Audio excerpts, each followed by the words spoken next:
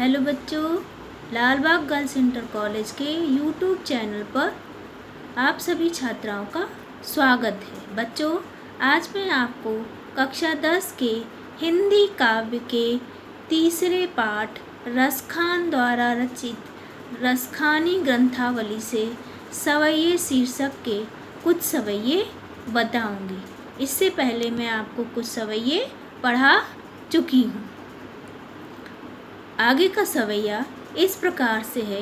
कान्हा भय बस बांसुरी के, अब कौन सखी हमको चाहे। निस्धौंस रहे संग साथ लगी, यह सौतिन तापन क्यों साहे। जिन मोह लियो मन मोहन को, रसखान सदा हमको दाहिए। मिल आओ सबे सखी भाग चले, अब तो ब्रज में बांसुरी रहे। प्रस्तुत सवैये में गोपियों का श्री कृष्ण की बांसुरी के प्रति सौतन का व्यवहार प्रकट किया गया है। एक सखी दूसरी सखी से कहती है, हे सखी, श्री कृष्ण तो बांसुरी की वश में हो गए हैं, अब हमें कौन चाहेगा और कौन प्रेम करेगा। यह बांसुरी तो रात और दिन श्री कृष्ण के साथ लगी रहती है। इस सौतन के द्वारा दिए गए दुखों को हम कैसे सहन करेंगे। जिस बांसुरी ने मनमोहन श्री कृष्ण को भी मोहित कर लिया है, वही बांसुरी हमें सदैव जलाती रहती है। हे सखी, आओ हम सब मिलकर इस ब्रज से भाग चले, क्योंकि अब तो ब्रज में श्री कृष्ण के साथ केवल यह बांसुरी ही रहेगी। आगे का सवैया। मोर पंख सिर ऊपर रखियों, गुंज की माल गरे पहिरूंगी। ओढ़ पीताम्बर लय लकुटी, बन गोधन ग्वारन संग फिरौंगी। भवतो वो ही मेरो रसखानी, सो तेरो कहे सब स्वांग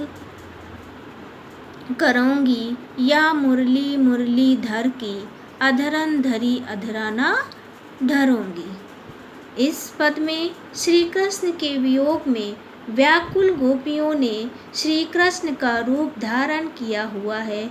इस प्रकार वे स्वयं को धैर्य और सांत्वना देने का प्रयास कर रही हैं। अर्थात गोपी कहती हैं कि मैं तुम्हारे संकेत पर मोर के पंखों को अपने सिर पर धारण कर लूँगी, गुंजाओं की माला को अपने गले में पहन लूँगी, पीताम्बर को ओढ़कर लकड़ी को लेकर जंगल में गायों और ग्वालों के साथ भी घूमूंगी।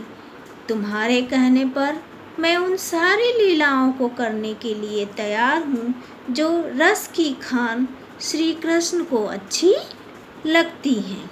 लेकिन मैं श्री कृष्ण के अधरों पर सुशोभित होने वाले बांसुरी को अपने होठों पर नहीं रखूंगी। तात्पर्य यह है कि गोपियाँ मुरली से सौतन की डाह रखती थीं, अतः वे श्री कृष्ण की सभी लीलाओं को सीखने के लिए तैयार हैं, लेकिन बांसुरी को अपने अधरों पर नहीं रखना चाहती हैं।